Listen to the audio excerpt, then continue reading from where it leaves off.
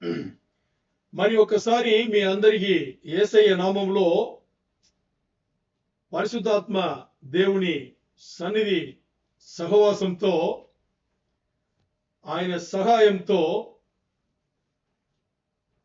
యెహోవా దేవుడు మన తండ్రి అయిన దేవుని వేడుకొని ఈరోజు ఈ వాక్య భాగం మన అందరికీ మన జీవితంలో పనిచేసేట్లు పరిశుద్ధాత్మ దేవుడు మనతో ఉండి నడుపును గాక యేసయ్య నామంలో ఆమేన్.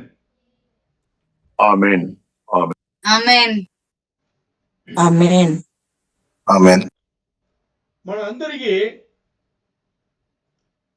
సిలువలో యేసు ప్రభు వారి కుడిపక్క ఎడపక్క ఉన్న రెండు దొంగల గురించి కూర్చిన కథ మనకు తెలుసు. అది నిజంగా జరిగింది, అది మనందరికీ తెలుసు. మరి ఆ సంఘటనలో యేసు ప్రభు వారు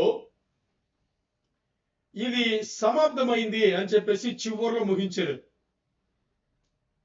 అది ఎందుకు చెప్పారు, దానికి అర్థం ఏంటి, అది ఎందుకు చెప్పారు, దానికి అర్థం ఏంటి అని ఈరోజు వాక్య భాగంలో దేవుడు మన సంఘంలో సంఘ సభ్యులందరినీ చాలా లోతైన వాక్య భాగంగా తీసుకెళ్తున్నారు. చాలా మంచి అంశం, లోతైన అంశం. దీంట్లో చాలా ప్రశ్నలకు మీకు జవాబు దొరుకుతుంది. అందుకని మీరందరూ కూడా పరిశుద్ధాత్మ దేవుని వేడుకొని ఈరోజు ఏ ఇబ్బందులు లేకుండా పూర్తిగా వాక్య భాగం మన లోపల రావాలని, వాక్యమే అయ్యున్న యేసయ్య మన లోపల రావాలని వేడుకుందాం. ఏం జరిగింది? రెండు దొంగల మధ్యలో యేసు ప్రభు వారు సిలువలో ఉండేటప్పుడు ఏమి జరిగింది అనేసి నేను లైట్ గా చెప్పేసి మనం వెళ్దాం. అక్కడ రెండు దొంగలు, ఎడమొక్కం కుడి పక్కం రెండు దొంగలు ఉంటారు. యేసయ్యను కూడా ఎందుకు అక్కడ పెట్టారంటే యేసయ్య అలాంటి వ్యక్తి అని చెప్పేసి లోకముకు చూపించాలని అక్కడ వాళ్ళు యూదులందరూ ఏం చేశారు, అమలు చేశారు. సిలువల ముగ్గురు ఉన్నారు. యేసు ప్రభు వారు మీకు తెలుసు చాలా కష్టపడి ఆ చిలువను మోసుకొచ్చి దెబ్బలు తగిలి రక్తం కార్చి ముళ్ళ ముడి అన్ని పెట్టి అక్కడ సిలువ పైన ఉండేటప్పుడు అప్పుడు ఎడమకొన్న దొంగ ఏం చెప్తున్నాడంటే, ఏమయ్యా నువ్వు దేవుడు అంటే నిన్ను ముందు కాపాడుకుని మమ్మల్ని కూడా కాపాడు అని హేళన చేస్తాడు, పరిహాసం చేస్తాడు కదా. మరి కుడిపక్కన దొంగ ఏం చెప్తాడు, ఎందుకు అలా అంటావు, అలా అనకూడదు, మాట్లాడకూడదు, తప్పది. నువ్వు నేను దొంగని మన ఇద్దరికి తెలుసు. ఆయన మొహం ఆయన చూస్తే నీకు దొంగలా కనిపిస్తుందా అని చెప్పేసి ఆ ఎడమకొన్న దొంగను కొన్ని తిట్టులాగా మాట్లాడేసి తర్వాత ఆ కుడిపక్కన దొంగ యేసు ప్రభు వారితో ఏం చెప్తాడు తెలుసా, నన్ను గుర్తు పెట్టుకో అంటాడు. అంతే. ఏమంటాడు, నన్ను జ్ఞాపకం చేసుకో, నన్ను గుర్తు పెట్టుకో అంటాడు. అంతే. అయిపోయిందా? అయిపోయింది. అది చెప్పగానే యేసయ్య ఏం చెప్తారు, ఈరోజు నువ్వు నాతో పరదేశులో ఉంటావు, ఈరోజు నాతో నువ్వు పరదేశులో ఉంటావు అని చెప్పేసి ఆ దొంగకి యేసు ప్రభు వారు సమాధానం పలుకుతారు. ఏం చెప్తారు? సమాధానం పలుకుతారు. పరదైసున ఈ దినమే నా ఆనందములోను, పరదైసున ఈ దినమే నా ఆనందములోను, పాల్గొందువు నీవనుచు వాగ్దానము చేయగనే, పాల్గొందువు నీవనుచు వాగ్దానము చేయగనే, పరలోకమేనా తుది ఊపిరిగా, పరలోకమేనా తుది ఊపిరిగా పయనించితి ప్రభు కడకు, ప్రభు యేసుని వదనములో నా దేవుడు కనిపించే. ప్రభు యేసుని వదనములో నా దేవుడు కనిపించే. పాపాత్ముల బ్రోచుటకై కృపలొలిగిన కలువరిలో. ఏమంట? పాపాత్ముల బ్రోచుటకై కృపలొలిగిన కలువరిలో పరలోకముకై చిరజీవముకై పరలోకముకై చిరజీవముకై ప్రార్థించెను నా హృదయం. ప్రభు యేసుని వదనములో నా దేవుడు కనిపించే. ప్రభు యేసుని వదనములో నా దేవుడు కనిపించే. ఈ పాటలు చూడండి. పరదైసున ఈ దినమే నా ఆనందములోనో. ఎవరు ఆనందములోనో? యేసు ప్రభు వారి ఆనందములోనో పరదైసులో ఈ దినమే పాల్గొందువు నీవనొచ్చు. ఎవరు చెప్తున్నారు? యేసు ప్రభు వారు చెప్తున్నారు దొంగ దగ్గర, నువ్వు పాల్గొంపులు పొందుతావు. వాగ్దానం అలా వాగ్దానం చేయగానే మరణించిన ఆ తుది ఊపిరి అవ్వగానే మొదటి ఊపిరి ఎక్కడ తీశారంట? పరదేశులంట. బాబా బాబా, ఎలాంటి జీవితం తెలుసా దొంగకు? ఎందుకు? అర్థం చేసుకోండి. ఇది ఒకటి అర్థం మనసులో పెట్టుకోండి. ఇంకా ఇక్కడ చూడండి, ప్రభు యేసుని వదనములో నా దేవుడు కనిపించే. అంటే యేసు దేవుడు, అంతేనా? యేసయ్య దేవుడు. తర్వాత చూడండి, పాపాత్ముల బ్రోచుటకై కృపలొలిగిన కలువరిలో. అంటే కలువరి శిలువలో యేసు ప్రభు వారు ఉండే స్థాయి ఏంటి, ఆయన పెట్టిన స్థితి ఏంటి, ఆయన ఉండే ఆ వాతావరణం ఏంటి, అక్కడ ఏమొస్తుందంట? కృపలొలిగిన కలువరిలో పరలోకముకై చిరజీవముకై. చిరజీవం అంటే మీకు తెలుసు, అది పర్మనెంట్ లైఫ్ అన్నమాట, ఎప్పుడు ఉండే. దానికోసం నా హృదయం ప్రార్థిస్తుంది అని. ఇప్పుడు మన అంశం వచ్చేసి ఈరోజు ఏం చేస్తున్నామంటే, మీరు ఎంతవరకు దీన్ని తీసుకుంటారో ఏమో. ఈ పాట పెట్టేటప్పుడు దేవుడు ఈ వాక్య భాగం ఇవ్వలేదు, అర్థం చేసుకోండి. ఈ పాట పెట్టేటప్పుడు దేవుడు వాక్య భాగం ఇవ్వలేదు. పాటలన్నీ పెట్టి మీకు ఆన్లైన్లో వచ్చిన తర్వాత దేవుడు ఇచ్చిన వాక్య భాగం ఇది. ఇప్పుడు అర్థం చేసుకోండి. రెండు దొంగల కథలో ఈ కుడిపక్కున్న దొంగ ఇలా అయితే యేసు ప్రభు వారు ఏం చెప్పారు? ఈ రోజు నాతో పరదేశంలో ఉంటావు అని చెప్పేసి. సరే, ఇప్పుడు దీన్ని మనసులో పెట్టుకోండి. ఇది సమాప్తమైంది అని యేసు ప్రభు వారు ఆ రోజు అన్ని అయిన తర్వాత అప్పుడు ఏమైంది? యేసు ప్రభు వారి ఆత్మ వెళ్ళిపోయింది. ఈ కుడిపక్కున్న దొంగ ఆత్మ కూడా వెళ్ళిపోయింది. ఎక్కడ వెళ్ళింది మనం మాట్లాడదాం. ఇప్పుడు మనం మాట్లాడేది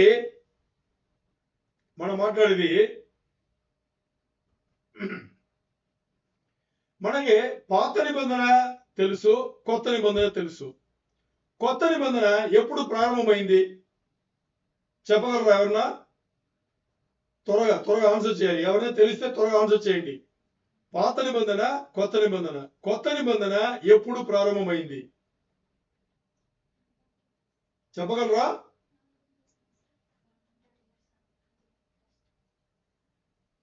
ఇక్కడ చెప్తున్నారు 400 సంవత్సరములు. పాత నిబంధన అయిన తర్వాత 400 సంవత్సరముల తర్వాత కొత్త నిబంధన ప్రారంభమైంది ఇక్కడ చెప్తున్నారు. ఆన్లైన్ వాళ్ళు ఏమైనా చెప్తారా?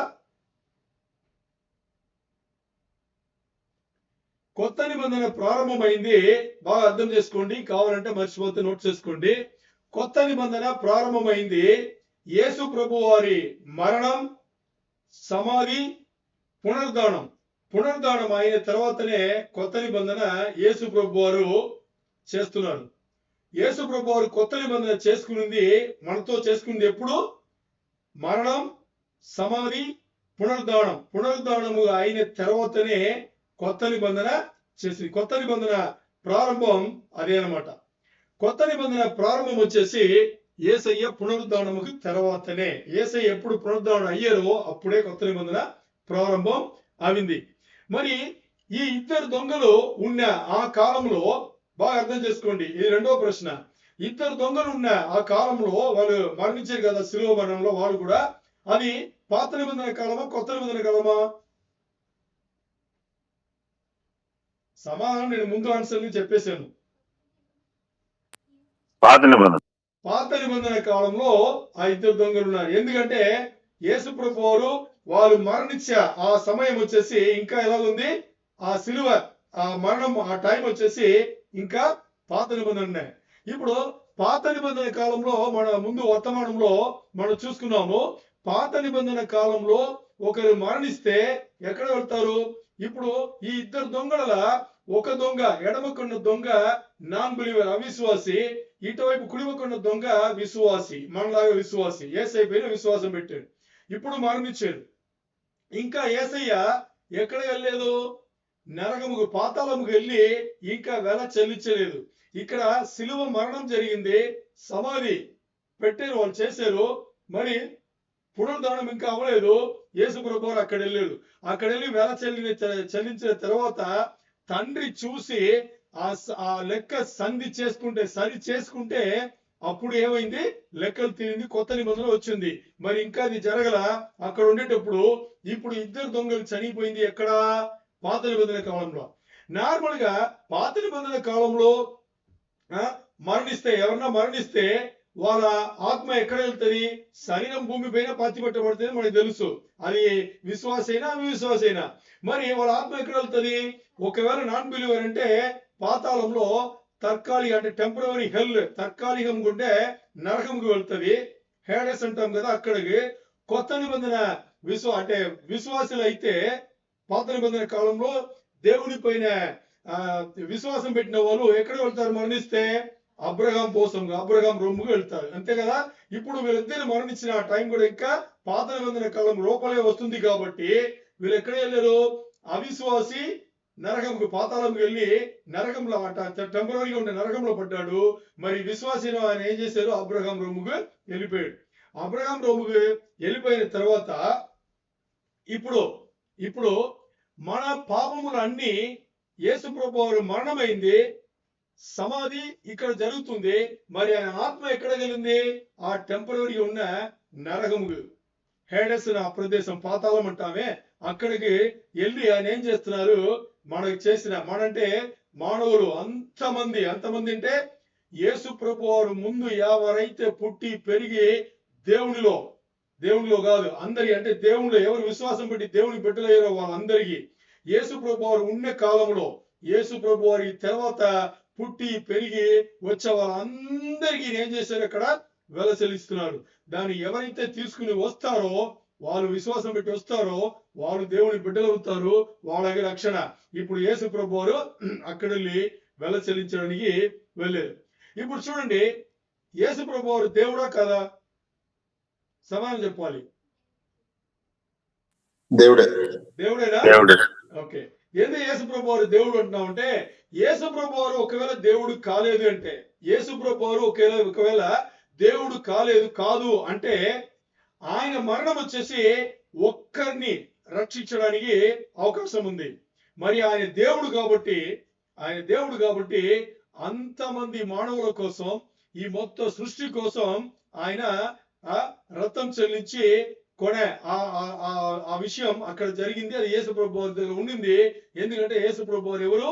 దేవుడు కాబట్టి. మరి ఇక్కడ మనకు తెలుసు, మరి ఆయన పరలోకమును విడిచిపెట్టి వచ్చేటప్పుడు అన్ని వదిలిపెట్టి ఎంటీగా శరీరధారి వచ్చాడు కదా. ఎందుకంటే ఫిలిప్పీ రాసిన పత్రిక 2వ అధ్యాయంలో 6-7 వచనంలో అదే చెప్తుంది కదా. అలా మనం ధ్యానించాం. మరి ఇప్పుడు అన్ని వదిలిపెట్టి అంటే అన్ని ఆయన వదిలిపెట్టాడు, కానీ దేవుని గుణగణంలో ఆయన వదిలిపెట్టలా. అర్థం చేసుకోండి, ఆయన అన్నిని అక్కడ తండ్రి అయిన దేవునితో సమానంగా ఉండదని సమానంగా ఎంచలేదు, కానీ మరి అవన్నీ ఆ జీవితం అన్ని వదిలిపెట్టి, ఆయన హోదాన్ని వదిలిపెట్టి ఆయన ఇక్కడ శరీరధారిగా వచ్చారు. మరి దేవుని గుణగణలు ఎప్పుడు పోనే పోదు. ఆయన దేవుడు. ఆయన ఎవరు? దేవుడు. ఆయన దేవుడు మాత్రం కాదు, ఆయన ఓమ్ని ప్రెసెంట్ అంటారు. అంటే అన్ని చోట్ల అన్ని కాలముల ఉండే ఆయన. ఇప్పుడు మీకు ఇంకో ప్రశ్న, దేవుడు నరకంలో ఉంటాడా? దేవుడు నరకంలో ఉంటారా? అదేంటండి, దేవుడు ఎందుకు నరకంలో ఉండాలి? దేవుడు ఏం చేశాడని? ఆయన దేవుడు కదా, ఆయన ఎందుకు నరకం ఉండాలి? ఆయన నరకంలో లేకపోతే ఆయన దేవుడే అవ్వరు. అర్థం చేసుకోండి. ఏంటి, యేసు ప్రభు వారు నరకంలో ఉండలేదంటే ఆయన దేవుడే కాదు. అంటే దానికి అర్థం ఏంటంటే, ఆయన అన్ని చోట్ల ఓమ్ని ప్రెసెంట్ అంటాం కదా, అన్ని చోట్ల అన్ని కాలంలో ఉండే దేవుడు. అంటే దానికి అర్థం ఏంటి? ఆయన నరకమైనా గాని, పరలోకమైనా గాని, ఇదైనా గాని, ఆ లోకం ఏ లోకమైనా అన్ని కాలములలో అన్ని చోట్ల ఒకే టైంలో ఉండే ఆయన. మరి ఆయన నరకంలో ఉండే ఆయన అంటే ఆయన ఆమ్ని పొటెంట్ అనే అన్ని శక్తులు అన్ని బలములు కలిగిన ఆయన.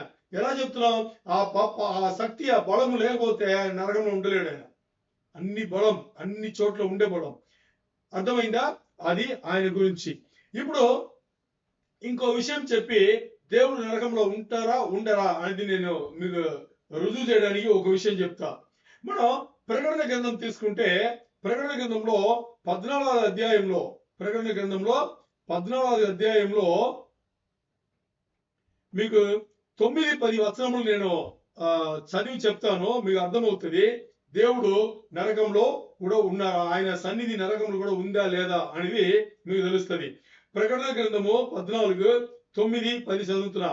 మరియు వేరొక దూత, అనగా 3వ దూత, వీరి వెంబడి వచ్చి గొప్ప స్వరముతో ఇలాగా చెప్పును, ఆ క్రూర మృగమునకు గాని దాని ప్రతిమకు గాని ఎవడైనను నమస్కారము చేసి తన నొసటి ఎందేమి చేతి మీదేమి ఆ ముద్ర వేయించుకొనిన ఎడల 10 ఏమియు కలపబడకుండా దేవుని ఉగ్రత పాత్రలో పోయబడిన దేవుని కోపమును మద్యమును వాడు త్రాగును. పరిశుద్ధ దూతల ఎదుటను గొర్రెపిల్ల ఎదుటను, బాగా అర్థం చేసుకోండి ఈ భాగం, పరిశుద్ధ దూతల ఎదుటను గొర్రెపిల్ల ఎదుటను అగ్ని గంధముల చేత వాడు బాధింపబడును.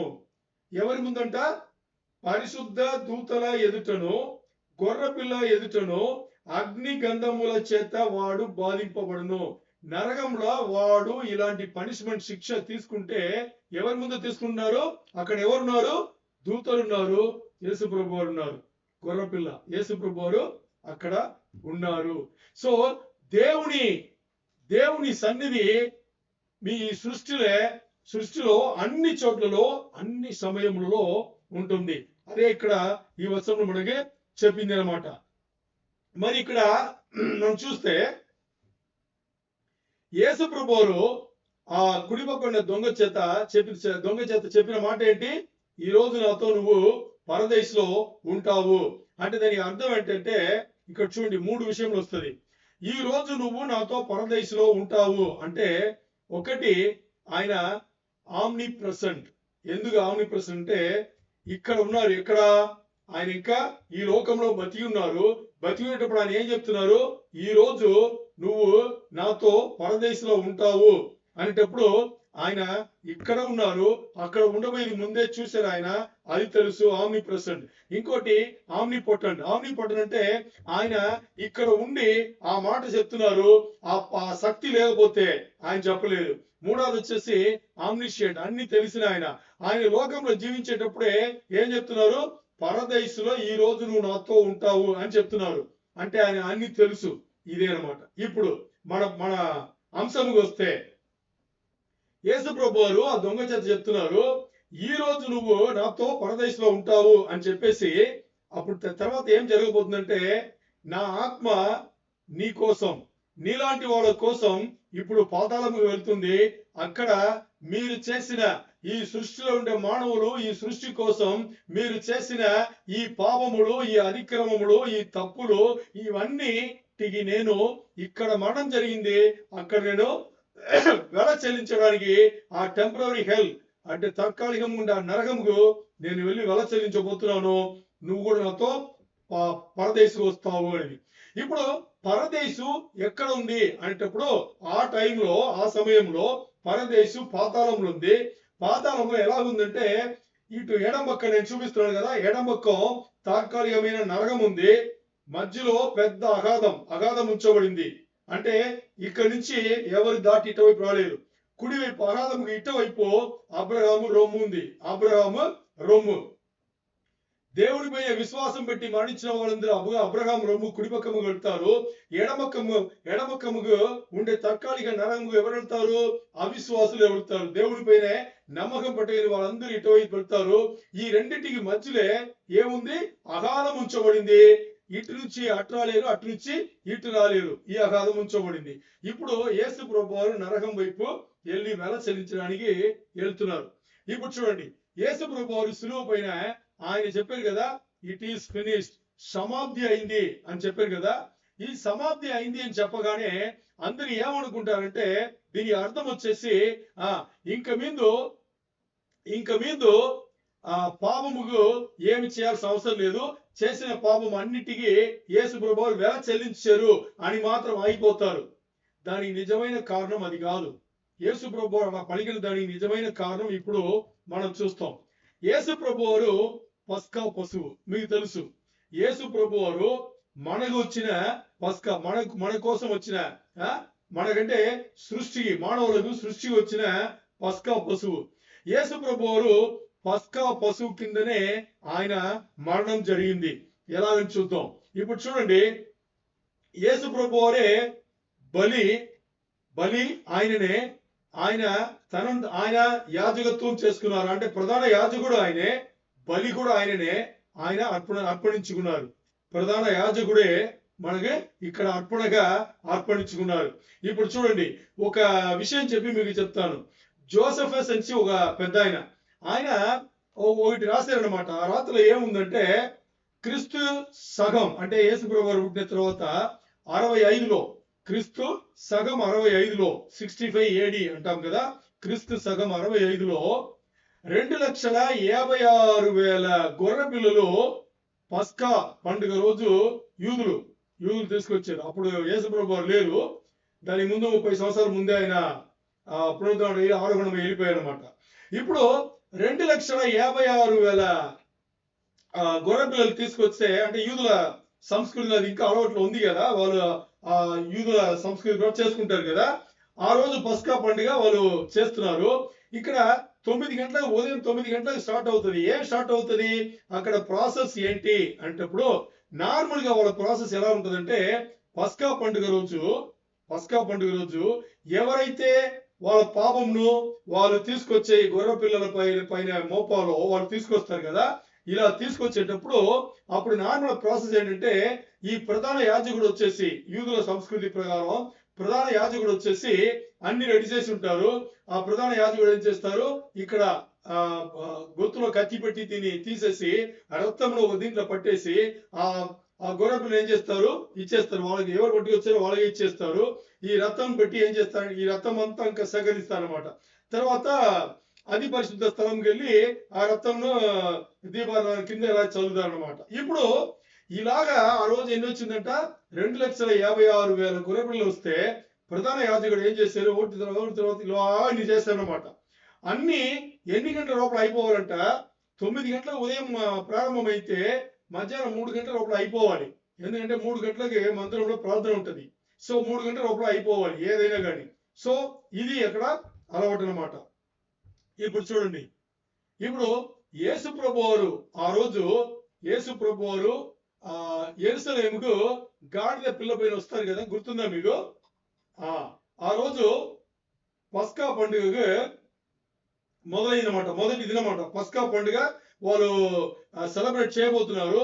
మొదటి రోజు, ఈ మొదటి రోజు ఏమవుతుందంటే, ప్రధాన యాజకుడు, యూదుల సంస్కృతి ప్రకారం ప్రధాన యాజకుడు ఏం చేస్తారంటే, ఆయన ఏదైతే ఇప్పుడు పస్కా పండుగ రోజు ఏం చేస్తారు, జనాలు తీసుకొచ్చిన అన్ని ఆ గొర్రె పిల్లలను వాళ్ళ బలి అర్పణలు అన్ని బలి చేస్తారు కదా. దీని తర్వాత చివరిలో జరిగేది ఏంటంటే ఈ ప్రధాన యాజకుడు ఆ ఇస్రాయేల్ దేశంలో ఆ దేశము కోసం అంతమంది దేశము కోసం ఆయన చివరిలో ఓ పస్కా పశువును ఆయన బలి ఇస్తాడనమాట. అన్ని అయిన తర్వాత ఈ చివరిలో ఇచ్చేది పస్కా ఈ బలి వచ్చేసి చివరిలో ఇచ్చేది 3 గంటల లోపల అది ఇచ్చేది. దాంతో అది ముగింపు. ఇంకా బలి అర్పణ లేదు, ఇంకా బలి లేదు, దాంతో అయిపోయింది అన్నమాట.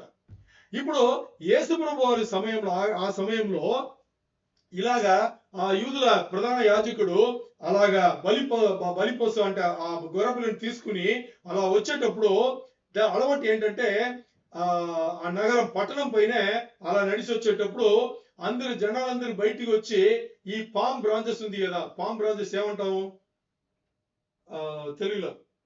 పామ్ బ్రాంచెస్, పామ్స్ అంటే అంటాం కదా, దాన్ని ఏమంటారు? అది దాని పేరు తెలుగులో చెప్తారా ఎవరన్నా? ఈత చెట్టు, ఆ? ఈత చెట్టు, ఈత చెట్టు అంటారు. కాదు, దానికి ఏదో మంచి పేరు ఉంది. ఓకే, పామ్ బ్రాంచెస్ అంటే తెలుసు కదా. మీకు అర్థమైంది అనుకుంటా.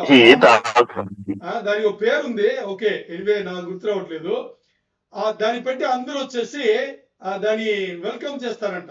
అంటే రోడ్డు పైన వచ్చి అందరూ ఆ రోజు ఏమైంది, మొదటి రోజు కాబట్టి, ఆ వారంలో మొదటి రోజు కాబట్టి ఆ ప్రధాన యాజకుడు అలా పస్కా పశువుని ఆయన బలి ఇవ్వాల్సిన దీన్ని తీసుకొచ్చేటప్పుడు యేసు ప్రభు వారు యెరూషలేం పట్టణంలో ఆ రోడ్డు పైన యేసు ప్రభు వారు గాడిద మీద వస్తున్నారు. అర్థమైందా చివరి పస్కా పశువు ఎవరని? అర్థమైందా? చివరి పస్కా పశువు యేసు ప్రభు వారు. ఎందుకంటే ఆయన రక్తం పెట్టి వెల చెల్లిస్తే గాని మానవులకు కానీ సృష్టికి కానీ పాపం నుంచి శాపం నుంచి విమోచనం లేనే లేదనమాట. అర్థమైందా? సో ఆ రోజు యేసు ప్రభు వారు అలా వస్తారనమాట. ఇప్పుడు ఏమైంది అని చూసేటప్పుడు ఇప్పుడు ఆ రోజు నుంచి 4 రోజులు అంటే 3 రోజులు 4 రోజులు కంటిన్యూగా మందిరము వస్తూనే ఉండాలి. ఇక్కడ యూదుల అలవాటు, ఎవరైతే ఇవన్నీ ఈ గొర్రె పిల్లలు బలి కోసం తీసుకొచ్చారో, బలి అర్పణ కోసం తీసుకొచ్చారో 4 రోజులు కూడా దాన్ని పరీక్ష చేస్తూనే ఉంటారు. అంటే దాని ఏమన్నా ప్రాబ్లం ఉందా, మాసు అంటే మచ్చు మరువు ఏమైనా ఉందా అని చూస్తారు. తప్పుడుగా ఏమన్నా ఉందా, అన్ని ఆరోగ్యంగా ఉందా, అన్ని 4 రోజులు చూస్తారు. చివరి రోజు ఏం చేస్తారు?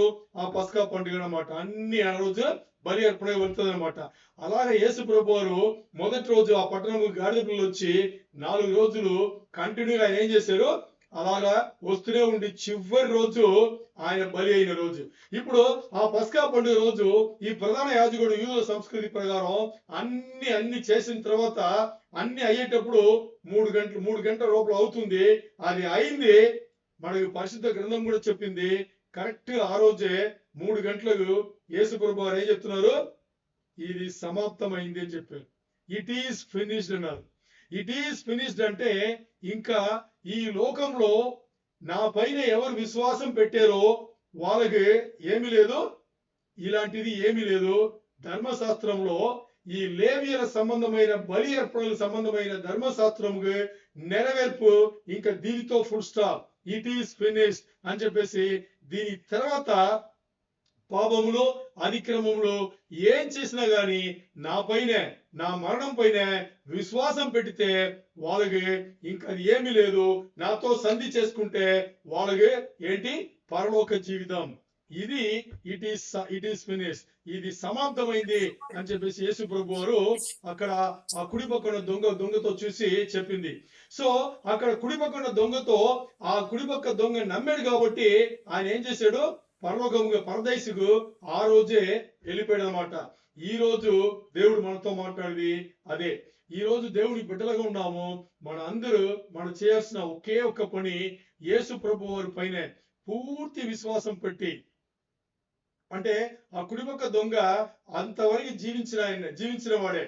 మరి జీవించి చివరి టైం వచ్చాడు. చివరి సమయంలో ఏమర్థమైంది?